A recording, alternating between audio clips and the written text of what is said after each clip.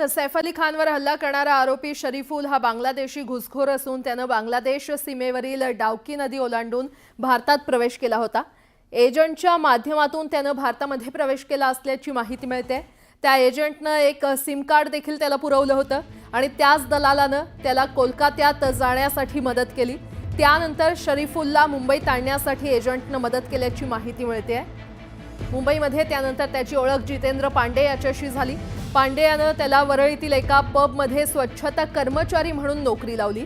मात्र गेल्या वर्षी ऑगस्ट महिन्यात काही दिवसातच चोरीच्या आरोपाखाली त्याला नोकरीवरून काढून टाकण्यात आलं आणि त्यानंतर त्याने नोकरीवरून काढल्यानंतर काम नसल्याने वांद्र्यामध्ये रेकी केली आणि त्यानंतर सैफ अली खानच्या घरात चोरीच्या उद्देशाने शिरत हल्ला केला।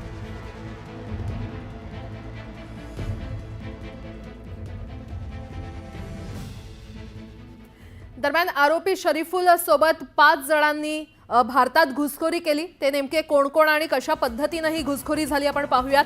शरीफुल मोहम्मद सोबत 4 ते 5 बांगलादेशी यांनी भारतामध्ये शिरकाव केला। भारतीय एजंटकडून शरीफुलसह बांगलादेशींना सीमा ओलांडण्यास मदत करण्यात आली। तर बांगलादेशहून डावकी नदी पार करण्यासाठी बांगलादेशी एजंटने 4000 रुपये घेतले असल्याचं देखील कळतंय आणि त्यानंतर भारतातील एका एजंटने शरीफुलसह बांगलादेशींकडून प्रत्येकी 4000 रुपये घेतले। तर भारतातील एजंटने शरीफुलला 4000 रुपये घेऊन कोलकात्यामध्ये आणून सोडलं आणि कोलकात्यातील एजंटने मोबाईल सिम कार्ड, आधार कार्ड आणि बँक खातं शरीफुलला उघडून दिलं। विजय दास असं नाव बदलून हा शरीफुल कोलकात्यामधून मुंबईमध्ये कामासाठी आला आणि त्यानंतर शरीफुल एजंट मार्फत 2500 रुपये देऊन कोलकात्यामधून मुंबईमध्ये आला असल्याचं कळतंय। शरीफुल हा भारतातील बांगलादेशींच्या संपर्कात होता, म्हणजे जे कोणी बांगलादेशी भारतामध्ये होते त्यांच्या संपर्कात शरीफुल होता।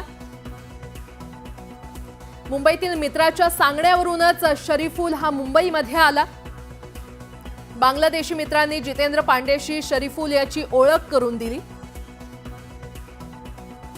आणि त्यानंतर लेबर एजंट जितेंद्र पांडेनं शरीफुलला मुंबईत काम मिळवून दिलं। काही दिवस वरळीतील एका बारमध्ये शरीफुल हा काम करत होता आणि वरळीनंतर वांद्र्यातील एका बारमध्ये शरीफुल कामाला लागला होता। वांद्र्यानंतर ठाण्यातील एका हॉटेलमध्ये शरीफुल कामाला लागला आणि डिसेंबरमध्ये ठाण्यातील एका हॉटेलमधून शरीफुलला काढून टाकण्यात आलं।